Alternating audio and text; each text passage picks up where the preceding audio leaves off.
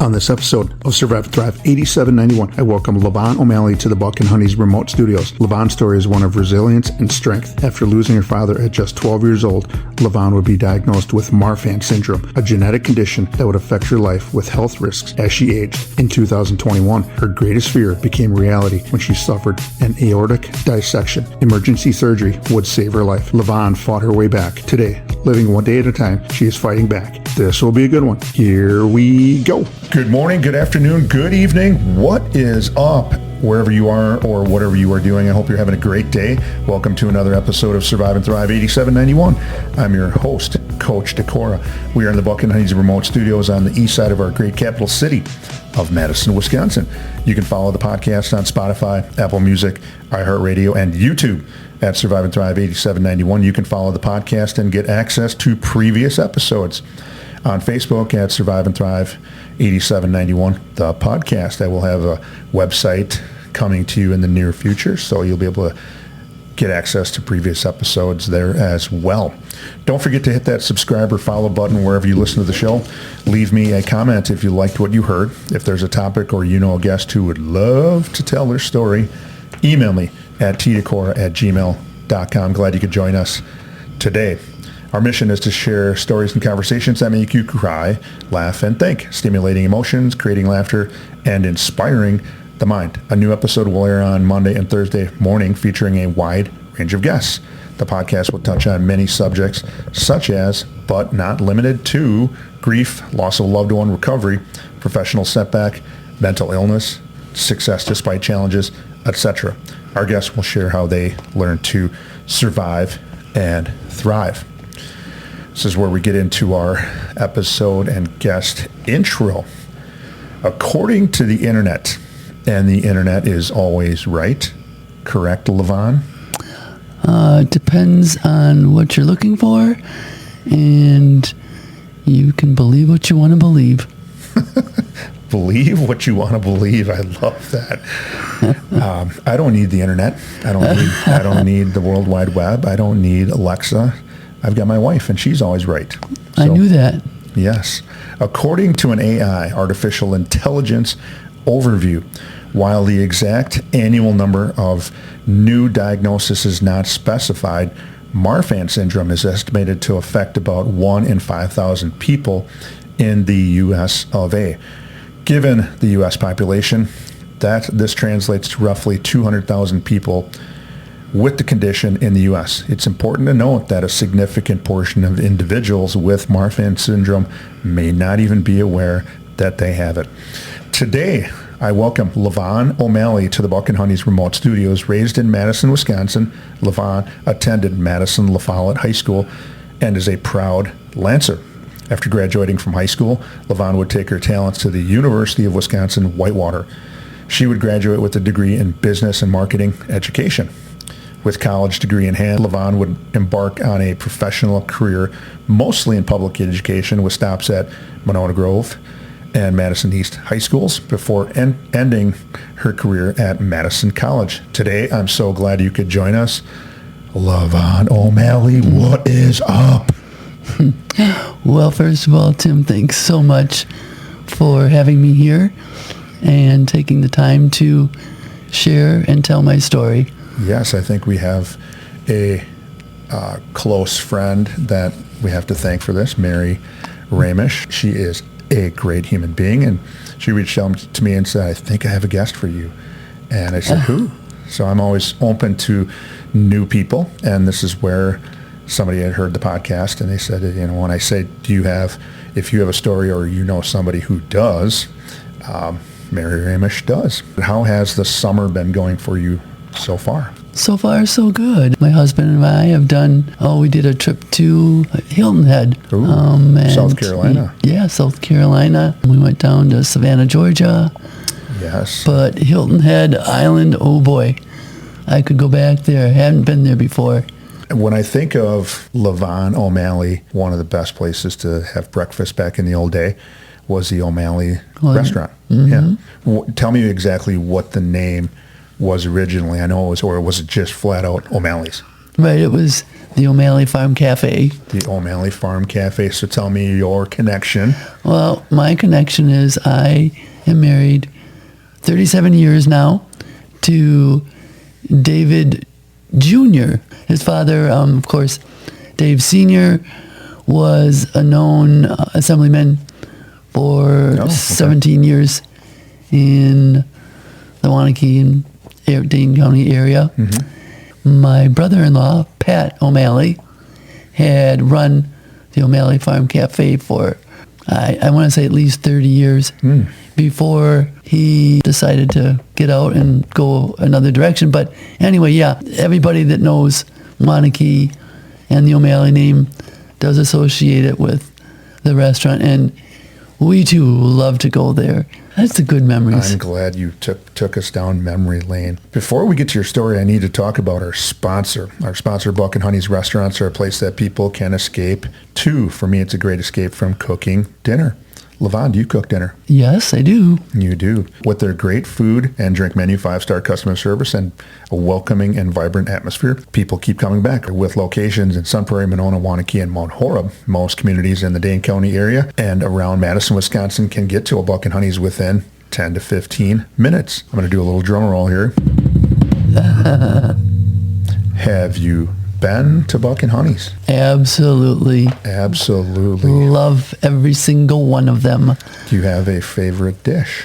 I know what I have a lot of are the fish tacos. Fish tacos. I've seen and tried to eat once the incredible meatloaf thing, but that's enough for 5 people. Spanky's meatloaf. Yes. I know some of their salad bowls are fantastic. We started going to Buck and Honey's in Sun Prairie. That's the home office. That was the only one. Absolutely loved it. It was my favorite place to go. We went there every special occasion, birthdays, anniversaries. And then, of course, came Monona. Yeah. And beautiful place on the water there. And you can get there a couple of different ways. You can obviously drive there. You can pull your boat up there. They've got a couple of slips where you can pull in there, and then obviously foot, horseback, ATV, bike, drop in from a parachute. Yeah, there's a ton of different ways to get there. On the podcast, our guests follow the format for sharing their story like this. In segment 1, we talk about what was it like, so we'll get into LaVonne's history, what happened, and that was to get LaVonne on the podcast. And in segment 2, we continue to talk about what happened and get into what it's like, and we discuss LaVonne's 5 suggestions for thriving. You grew up in Madison, Wisconsin, and I've had a couple of guests now that went to school, grew up in the 60s, went to high school in the 70s. Just a completely different time. What was life like growing up in Madison in the 60s and 70s? Go ahead and spin some yarns about that. We felt, I guess, as children, more free to ride our bikes at night, maybe up to a friend's if we had a light, more free to walk somewhere or go somewhere without the fear of being kidnapped or assaulted. And going to school, there wasn't, at grade schools and La Follette High School, there just wasn't as much racial pressures, issues, and that was fairy tale world if you look at it from today. I've heard a few guests talk about, like you said, that freedom to be able to go and leave as soon as you had breakfast and could get your shoes on and out the door and on your bike, call up some buddies or friends from the neighborhood, and you'd maybe go and fish, play sports, ride around, maybe come home for a bologna sandwich. There was no snack time. And then you would leave, and mom or dad would say, make sure you're home when the street lights come on, or make sure you're home when you hear the fire whistle go off at 5. You always had a specific time you had to be home. Yeah, it was just a different time back then, wasn't it? Yep. So tell us about your family growing up, mom and dad, and you've got some siblings. Yes, I've got to tell the story. My dad, he died when I was, I think 12. I think you said 12, yeah. Yeah. His name was LaVerne, and our last name was Leafkey, but of course my mother's name was Vivian. But somehow they got on this tangent, and my brother the oldest and first one born was Lamont. Lamont. Love it. Yes. And the next child, my older sister, was Lucinda. Lucinda. And then there was me, LaVonne, and now my younger sister, LaJean. LaJean. Yeah. I like it. So, but the funny story is when I got to Whitewater, I'm sitting next to a gal in class. We kind of introduce ourselves. She goes, I think I know you. She said, did you go to La Follette High School? I'm like, yeah. And she said, I knew Lucinda. I said, yeah, that's my sister. I'm LaVonne. Meanwhile, this girl next to us is like, what the heck are you guys talking about? All the La's went to La Follette, and on top of it all, we drove a Pontiac Le Mans. And wouldn't it been fitting for you to pick up and move someday and go to La Crosse or Lafarge or move to Lac de Flambeau? I just realized that when you said that about the La Follette stuff. Yeah, so growing up, my siblings, my family, since we lost our father, we became so close, and we were everybody's savior. We were tight. We got through it all and got into high school, made all of our friends. And I guess to me, like when you say it takes a village, my friends meant everything to me because I too spent a lot of time with them.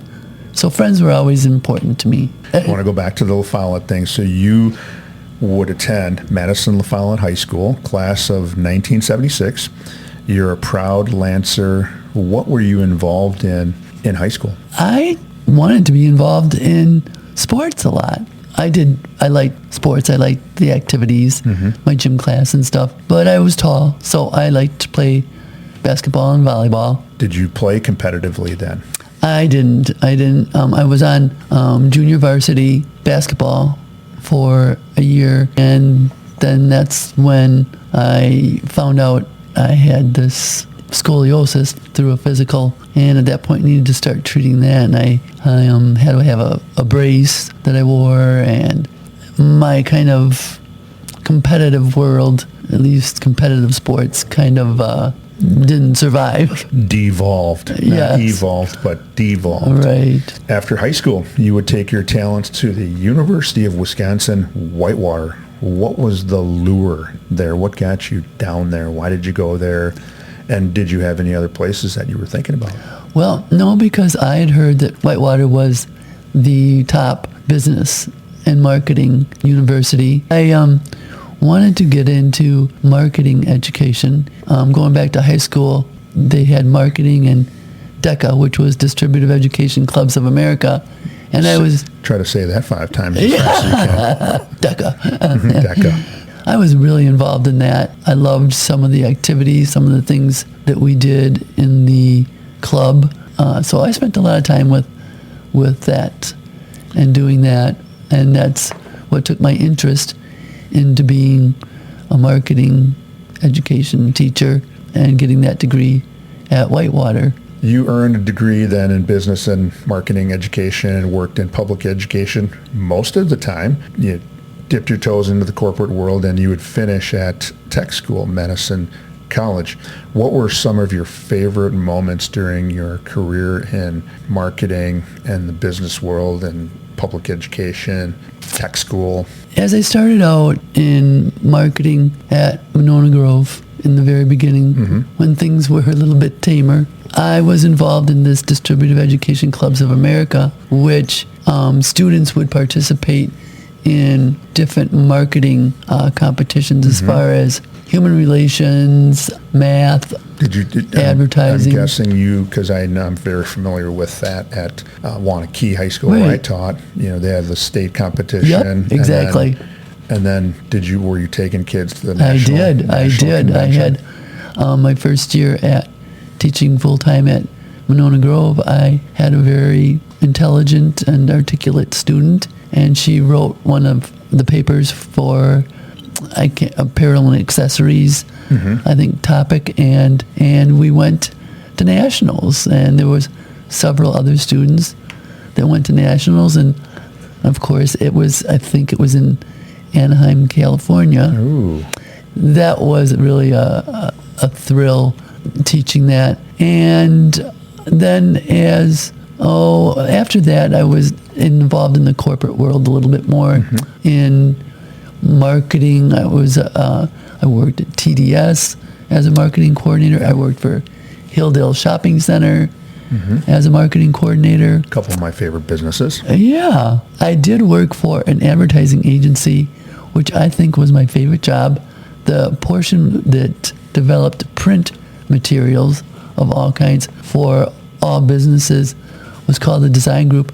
And I was just an account executive, but I would go out and I would find businesses that needed new customers, that, customer to customer marketing, that needed a catalog done, a brochure done, some of their corporate marketing materials, and I would work with them and then I'd bring them back to our group, and my artists, copywriters, photographers would put all these pieces together for me and the client. It was so rewarding.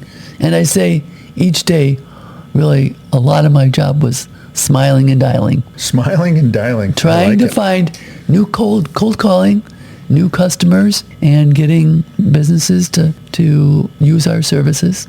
That first year that I was there, I increased their sales by $1 million, and the advertising agency had a party for us and gave us all T-shirts. Thanks a million. Thanks a million. So that was a great success for me. I'm 50-something years old, and I have not heard that. And I think that would be a great slogan for some new college kid going into sales, marketing, insurance. Yeah. Smiling and dialing when you're cold calling, smiling. Yeah. Because people can tell when you're smiling. Smile when you dial. At age 15, you are diagnosed with Marfan Syndrome. Tell our listeners how that diagnosis all came about. Yeah, like I said, I was interested in sports and playing basketball as a junior in high school. Probably had to have the physical. And I had to have that physical. So there I went for my physical, and they found that, I had this spine curvature called scoliosis. With further diagnosis, looked at me and thought I had characteristics of Marfan's, which is long extremities, tall, long fingers, and some of the characteristics of Marfan Syndrome. From there, it was genetics and a whole thing to try and diagnose for sure if I had this. And of course, had to see a cardiologist to further explore that possibility. Hey, let's go back real quick just for the listeners, because I know, and I'm gonna give as to how I know about Marfan Syndrome before meeting you, but it's dealing with the connective tissue. Right. Can you hit on that for a second? Sure. When they diagnosed the Marfan's, or were trying to diagnose this, the reason, I guess, the long extremities and the height and everything is that the connective tissues throughout your body are weak, and they get weak with time, and they don't have the elasticity. So like cartilage in your knee, your ACL, both in mine have been torn because of the weakness. But the major concern that is a connective tissue and a cartilage is the aortic valve. And if that dilates or weakens or ruptures, that's when it's over. And that is the main thing to keep an eye on and monitor throughout your life, because that's ultimately what would take lives, is that aortic dissection, that valve dilating and rupturing. You can live without an ACL. You can go on with life living without an ACL, maybe a tendon in the shoulder or the elbow, but you're gonna suffer through some pain. But you talked about the heart, and we're gonna get to that in our second segment, because that's what started you on the journey of trying to figure out how to live with this and what do I need to know about. And we'll talk about your advocacy for yourself a ton. Where I learned from, and this is a little bit of history, sports history, but in 1984, I was a big Olympic guy, and you couldn't help but be patriotic and watch the Olympics. And I watched the volleyball team, and they had this gal, outside hitter, by the name of Flo Hyman. She was amazing. I mean, she could pound that ball onto the floor. She was 6'4", could really jump and hit. And at some point, I don't remember exactly when it was, shortly after, but she passed away playing professional volleyball in Japan at age 31. And I'm thinking, how could that be, this athlete? And she passed away from heart complications due to Marfan Syndrome, which, after doing some research, she didn't know she had Marfan Syndrome. And many people who have it don't even know. And so I thought, well, let's bring some people of note to shine a light on this besides you, is Abe Lincoln. I don't remember exactly what number president he was. You can see his long fingers hanging on the chair of the statue. Yep. And also Peter Mayhew. And of course, you didn't know who Peter Mayhew was, and I didn't know, so I had to Google search it because Google is always right? But Peter you mean your Mayhew, wife didn't know him? And my wife did not know him. So Peter Mayhew played the role of Chewbacca from all of the first 3 Star Wars, and he was 7'3". So he was tall to begin with. He had Marfan Syndrome. So in February of 2021, a probably routine trip to go cross-country skiing in southern part of Wisconsin. You aren't feeling right. And because you aren't feeling right, you knew that this was pointing to something. And that's something we're going to talk about here in segment 2. But because our listeners want to hear about your health emergency that you had to go through, I need to talk about the sponsor one more time. Buck and Honey's has been with the Survive and Thrive 8791 crew since the beginning, with 4 locations in the Madison area. One is always near. People ask me, why Buck and Honey's? Owner Tom Anderson places a high priority on the mental health of his employees. He is a mental health professional available for them should they need support. I don't know how many businesses go above and beyond their EAP, Employee Assistance Program, but Tom Anderson and Buck and Honey's does.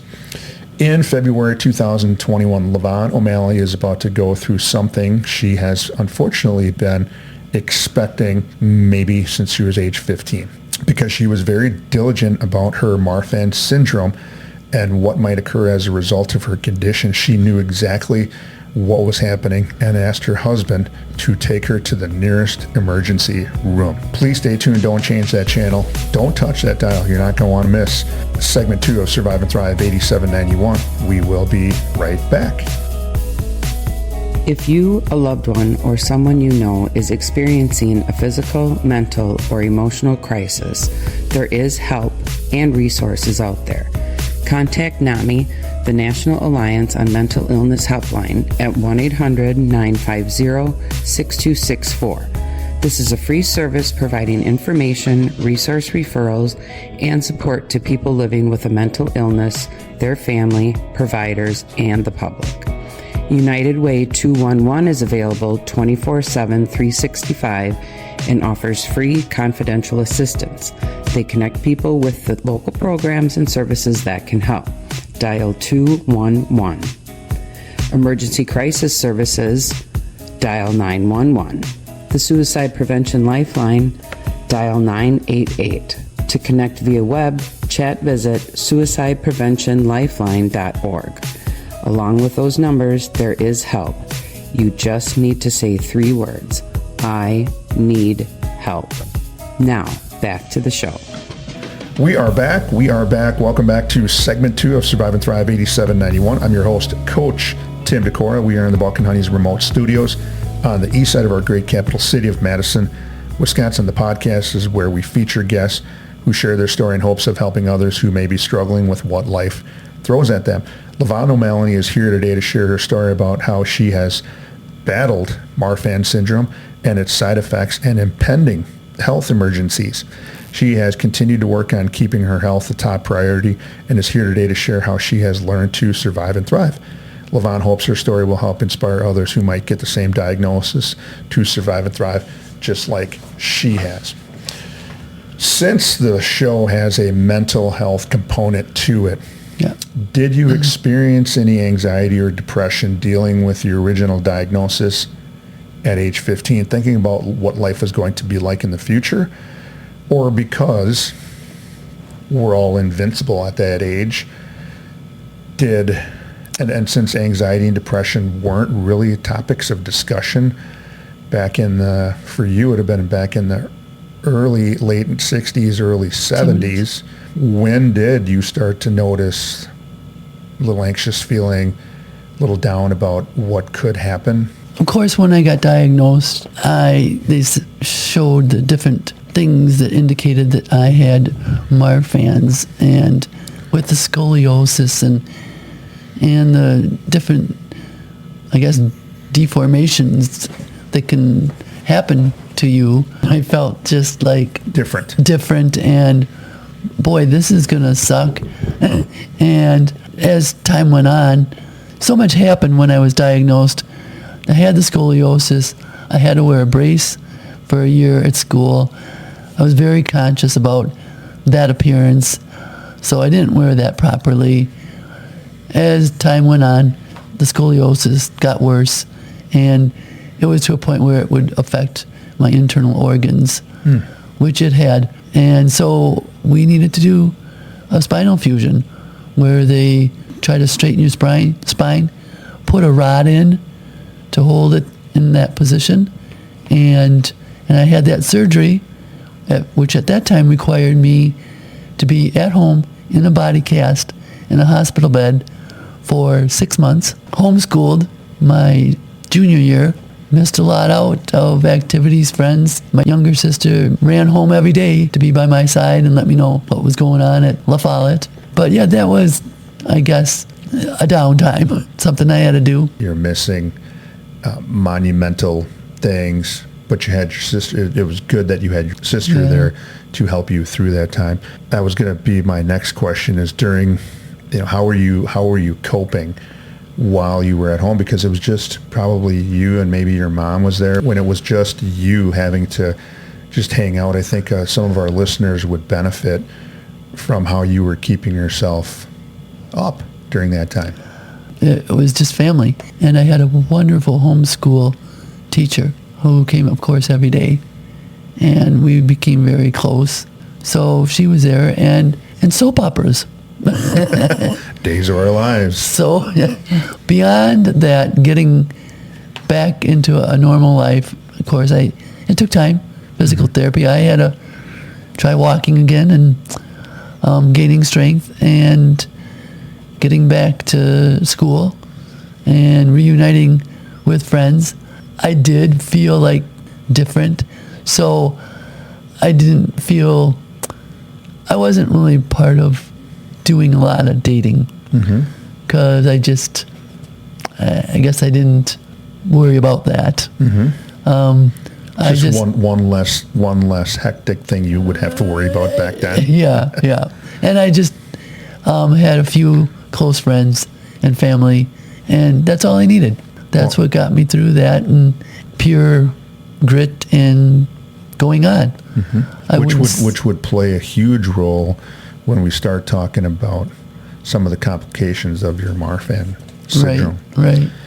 So because some people don't have support systems during those times of struggle, physical struggle, mental struggle, emotional, but you said you had family, you had a younger sister, you had a homeschool teacher, and then you had some distractions with TV, which helped out, but it at least took you away for an hour every day where you could be in a different place, and sometimes people need something. So I tried to keep busy which with are all things. Which are all coping skills. People use those sometimes as their hobbies or their interests, and as it turns out, it can also, maybe it is a coping skill for things that they've got going on in their lives. So in February, we're going to fast forward now, in February of 2021, and this is the second reason that you're on the show, is you and your husband are out of town out of Madison, and I think you told me you were heading like south towards southern part Lapham of the state. Peak, by Milwaukee. Down by Milwaukee, because you were an advocate for your Marfan Syndrome, maybe your scoliosis, and then you started to think, when is, and you already alluded to it, when is the strength, the lengthening, the weakening of the connective tissue, more importantly of the heart, is going to happen at some point in the future. So you had to be an advocate for yourself in regards to that. You suspect something is happening on that car ride down there, and then you pull in to meet some friends. I'm going to let you talk about that and just share that, how that kind of that day went. Sure. And then we'll get into some of those other things that followed. So go ahead. The famous day, February of 2021. Yeah, we were dressed to go cross-country skiing, going to meet some friends. Actually, I felt fine the way down, but all of a sudden, real suddenly, pulled into the parking lot. All of a sudden, I knew what was happening because my cardiologist had me schooled throughout my life because every year I had an echocardiogram to monitor the size of the aortic valve. Mm-hmm. And he always wanted me to realize the severity of Marfan's. And when you start high school, I don't know, at one point I thought, this Marfan's thing, so what? I look weird, I look different, I can deal with that. And I didn't think it was life or death. So he wanted me to realize the severity of it. Finally, I did. It was scary, but I knew my doctor had told me, okay, this is the worst thing that could happen is an aortic dissection. If it happens, what is it going to feel like? What are you going to do? And he had me schooled, so I said, well, everything's just going to go haywire. I'm just going to feel like a stroke maybe. I'm not going to call for an ambulance because I don't have time. I just need to get to a hospital. It kind of felt like, when your TV turns to snow. And which some people might have a hard time understanding now, but yeah, it looks like snow is falling and you can't see the picture. And you can almost feel yourself flatlining. I said to my husband, Dave, I think I'm having an aortic dissection. Well, of course, he knew me my whole life. He knew what I had and that this bomb might fall sometime. And here it was. He's like, okay, well, here we go. And he's 100 miles an hour to the closest hospital. And we get to the hospital. I remember him taking me into the hospital, but that's about all I can vaguely remember. And at that point, they made him, it was COVID, so he couldn't stay with me. He had to go back outside of the car. Somehow, I don't know, through the grace of God, I found my cell phone and I looked up my cardiologist's, Dr. Ballantyne's phone number because he had given it to me, and I've always had that. And I called my husband out in the parking lot and said, here's Dr. Ballantyne's number, you need to call him. Well, somehow that happened, so he called Dr. Ballantyne. I guess the story goes, Dr. Ballantyne called the hospital where I was and called my husband, said, it is an aortic dissection, and we will have med flight there in 20 minutes to take me to UW hospitals where I was treated. We talked about the bat phone and having Dr. Ballantyne's bat phone and thank your lucky stars and thankful it was the 2020s that you have a cell phone. You don't have to crawl over to the and dial on the rotary phone. And you talk to your husband. He gets on the phone to Dr. Ballantyne's bat phone, and all of a sudden, with the magic wave of the wand, you're being med flighted to the University Hospital in Madison. You had mentioned a little bit about that flight. Talk about the flight. Yeah, like I said, I don't remember a whole lot. I remember, like I said, telling my husband I'm having an aortic dissection. Then the next thing I know, here I am. I'm in this helicopter, and I'm thinking, okay, this is it. I'm probably going to die. I knew this was coming. And I'm prepared. And the sad part is, with it being COVID, of course, my husband couldn't get on the helicopter with me, nor could he go back to the hospital with me. He could do nothing to see me. He had to go home and sit and wait and wonder if I was going to be dead or alive. He didn't know any of that for quite a long time. It was probably, I had a 9-hour surgery. So you go into the 9-hour surgery and you spend the next few weeks in the ICU. Talk about what you know or what you remember about that time. Yeah, my husband got this call from the doctor. His name is Dr. DiBiase, who did my surgery, and he had told my husband that I was alive. He was cautiously, quote, optimistic that I would live, but that survival would be a long and rocky road. That's what he was told. I was in intensive care for a month, and the first 2 weeks, of course, I was on a ventilator. I was on life supports, probably in and out of some kind of consciousness. I don't remember. As the time went on, at 2 weeks is, I guess, milestone or point of concern, because I was on a ventilator that long, and my husband had to make a choice to take me off the ventilator because it would be detrimental to stay on. But the choice was to do a tracheostomy, and he was left with no other choice. So he gave them the okay for me to have the tracheostomy, which would be a trach and an appliance stuck down my airway, and the trach sticking out so it could hook up to the ventilator, and I would no longer breathe on my own. I would be breathing through the trach. Now, because there was a point where when you were younger, you had trouble starting your breathing back up on your own because of the ventilator, and then now the tracheotomy, and then the ventilator hooked up to that. They were wondering if you were going to have that same issue, and you did. I did. When I mentioned I had the spinal fusion, it was a longer surgery, and they had told my mother after recovery that they had trouble getting me to breathe again on my own, and that they, my mom should know that. For future reference. For future. I think my husband knew that. I know my sister knew it, but I don't know if that came to mind in an emergency here. We do wonder, after this long surgery, of course, and they couldn't get me to breathe on my own, what they did try to get me to do to breathe on my own. Did they set me up? What did they do? But that concern was there, and that did surface because I didn't breathe on my own. And some of that is probably due to the lucky Marfan's curse. Again, that what happens with the airways, it has weak tissues from the Marfans, and the trach is weak and it collapses. And the air can't get through because that trach and the airway has collapsed. And the trach now is actually holding that airway open. I don't know at what point, but I know as days went on, I realized that I had this trach.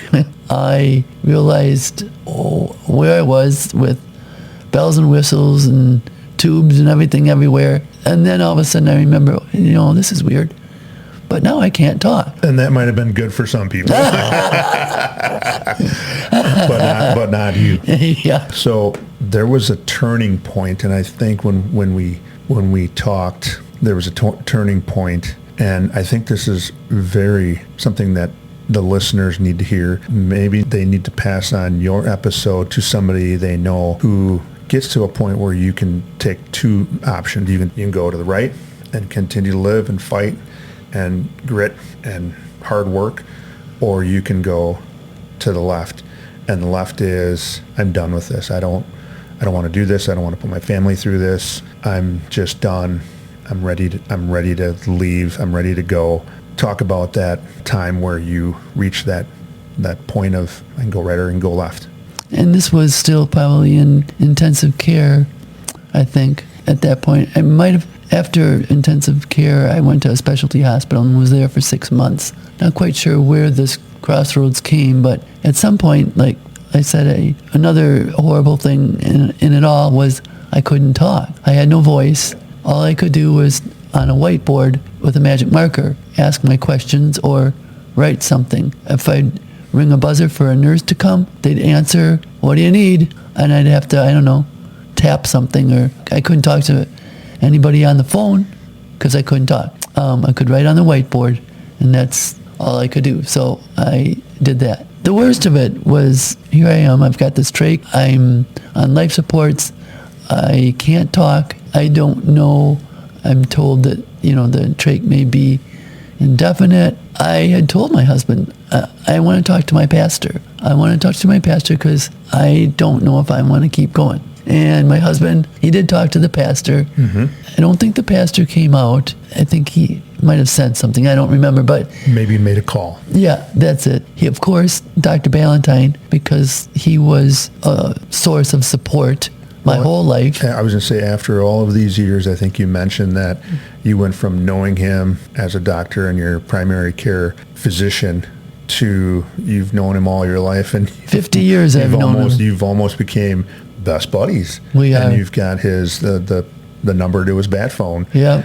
And he was my husband's lifeline too. He probably comes in as now not Dr. Ballantyne anymore. Well, he probably came in as Dr. Ballantyne, but then left after being maybe a good friend of yours. Yes, exactly. Confidant or whatever. Go ahead and talk about that. Of course, my husband had called our beloved Dr. Ballantyne and told him what my mental state was, and that he wanted to know what to do, that he had to do something. And it was hard for my husband because he couldn't be there. He couldn't be my moral support. I could barely talk to him because I couldn't talk.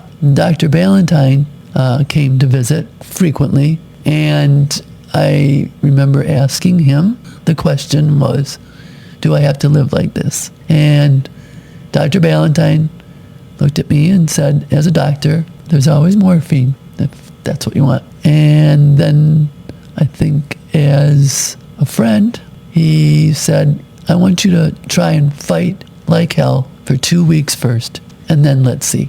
Your husband is so glad. The world, their friends in Wanakee are so glad that you chose to go the route of, I'm going to fight like heck. And because of your background and what you've already overcome, it would be a shame not to try that route, because of your younger self would thank your older self for that. Right. I had a guest on here that kind of traveled sort of the same road you did, but she said, I decided to fight because of what my younger self had to go through to get me here.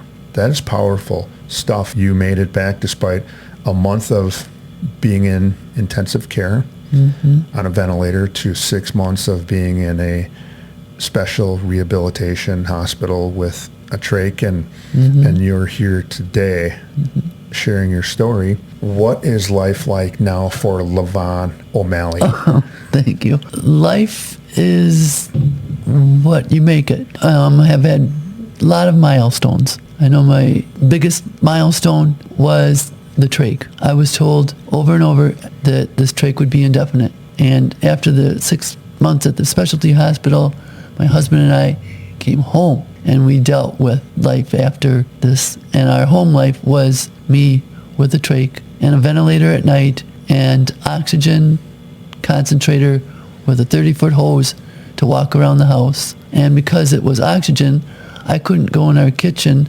because we had a gas stove.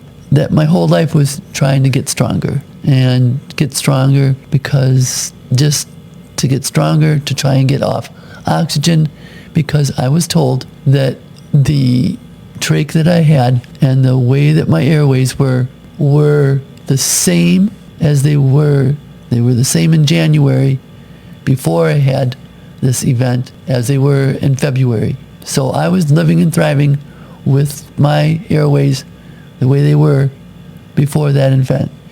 And a doctor from Mayo told my pulmonary doctor at UW that, and me, there's good reason to believe that if I got stronger, that I could breathe again on my own. It was another 6 months at home of occupational therapy, physical therapy, speech therapy, trying to Aromatherapy. aromatherapy, trying to wean myself off of oxygen, trying to learn to breathe on my own, trying to learn to talk again with a paralyzed vocal cord.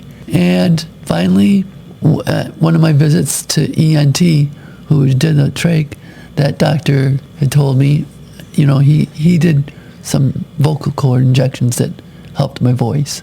But he also told me, and my husband, no, this trach is something that you're going to have to live with. It's what's holding your airway open. And that same day I went to the pulmonary doctor, and my pulmonary doctor is the only one that gave me hope.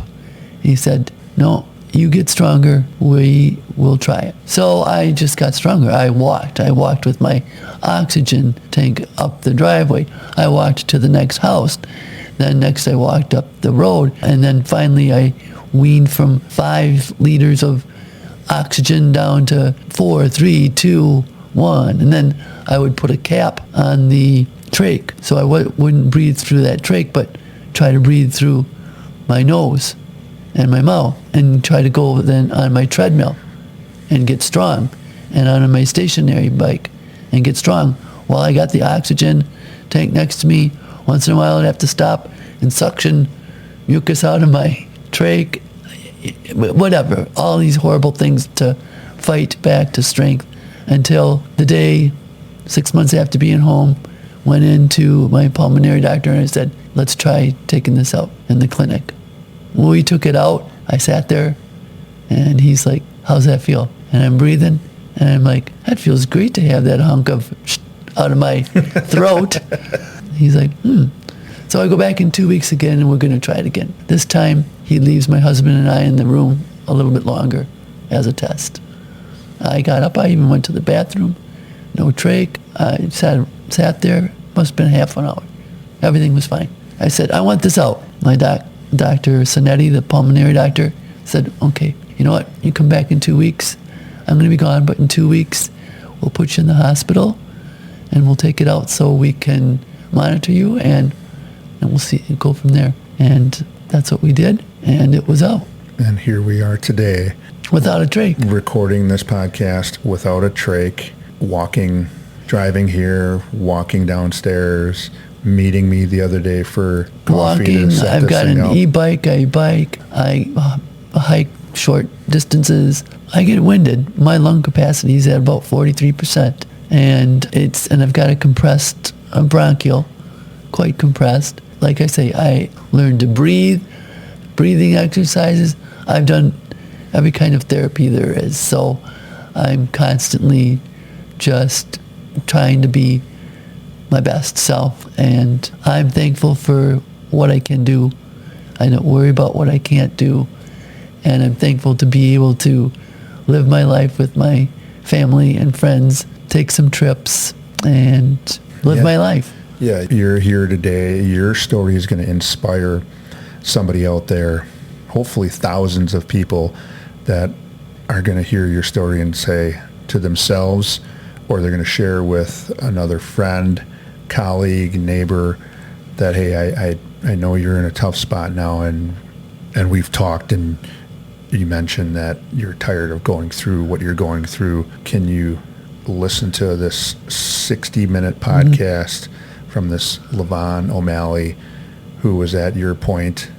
Listen to it, and you're going to motivate somebody somewhere to do what you did. Go through the hard work, and it's not easy, but go through the hard work and get to that point where you're almost back to normal, but tomorrow you'll be better than you were today, and the next day you'll be better, and so on and so forth. Some people are going to wonder, how did she do all of that? Is there, Coach DeCord, get to the 5 suggestions. I want to find out exactly what she did. So this is where the subscribers, followers, and listeners take out their notebooks, pens or pencils, and they're going to jot some things down. Here are LaVonne's 5 suggestions. Number 1, you're thankful for all of the blessings that have come your way. Go ahead and hit that. I'm just thankful for the blessings of each day that have allowed my body and my mind to do what I've done. That's one thing. Number 2, try not to get down about what you can't do. Go ahead and hit that. That's a big one. Both my husband and I, our lives have changed. They were turned upside down just because I just can't do a lot of the things I used to do, but I can't think about that. There's a lot of things that I can't do, and I have to remind my husband, let's just be happy that I don't have a trach. I'm here. I'm biking. I'm doing things. Number 3, make the most of every day. Go ahead and hit that. I try to do my best and do as much as I can. Try to do help someone where I can. If I can go for a bike ride, go for a bike ride. If there's something I can do, don't be afraid to do it. Just go and do it, and don't be afraid. When I say I have to make the most of it, sometimes I get held back because I'm afraid. I know how quick things can happen, and I'm afraid the other shoe's going to fall. And what happens if, all of a sudden, here I go again? Because that can happen suddenly. So sometimes that will hold me back. But I got to get around that. Got to get around or through it. Through it, right. Number 4, because you have some faith, deep faith, you feel like you were saved for a reason. Number 4, go ahead and hit that. And I would like to know what reason that is. I don't know. And people have told me, well, one of the nurses told me, I know you're going to be okay because you were saved for a reason. And I'm like, well, I don't know. But I hope that I can make a purpose of why I survived and satisfy myself with a purpose for surviving. And if I can help one other person to survive, then my purpose is understood.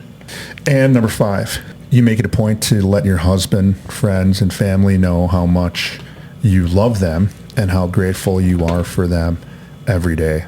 Go ahead and hit that. I feel like I've gotten a second chance to, like, sometimes, well, if you die, you might regret not saying this or that or doing this or that to someone. And my friends, it's gotten kind of complicated because I was out of commission for so long.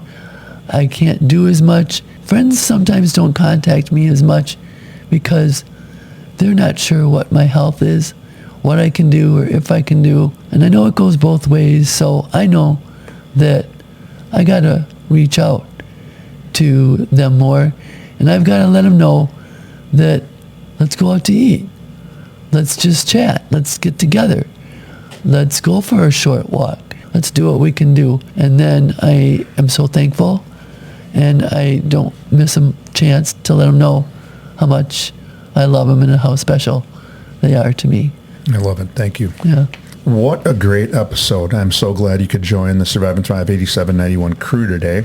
Your story and how you seem to thrive with whatever has come your way has really been inspiring. Your story reminds us all to have coping skills or mental health tools in the toolbox.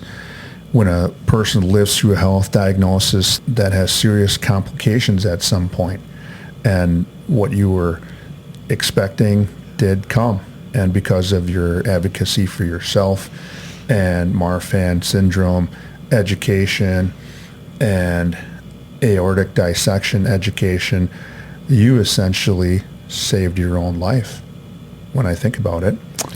It's very well put. Yes. Despite that, you have adapted and have survived and thrived.